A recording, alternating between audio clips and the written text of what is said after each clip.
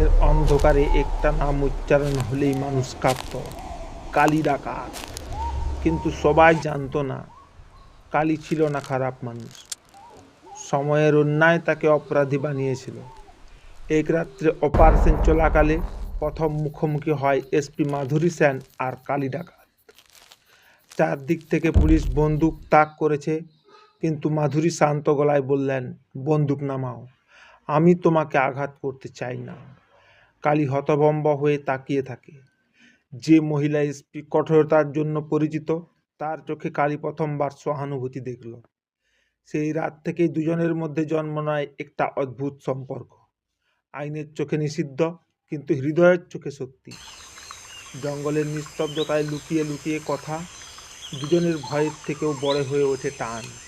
কিন্তু একদিন বিশ্বাসঘাতকতা, কিছু অফিসার মাধুরীকে ব্যবহার করে কালীকে ফাঁদে ফেলতে চায়। যেই মুহূর্তে গুলি চলে, কালী দৌড়ে মাধুরীকে ঢেকে দেয়, নিজেই গুলিবিদ্ধ হয়। রক্তে ভিজে কালী শুধু বলে, তুমি আমাকে অপরাধী না, মানুষ হতে শিখিয়েছ। মাধুরী চিৎকার করে অভিযান থামান, সত্য বেরিয়ে আসে, কালী ডাকাত নয়, পরিস্থিতির শিকার।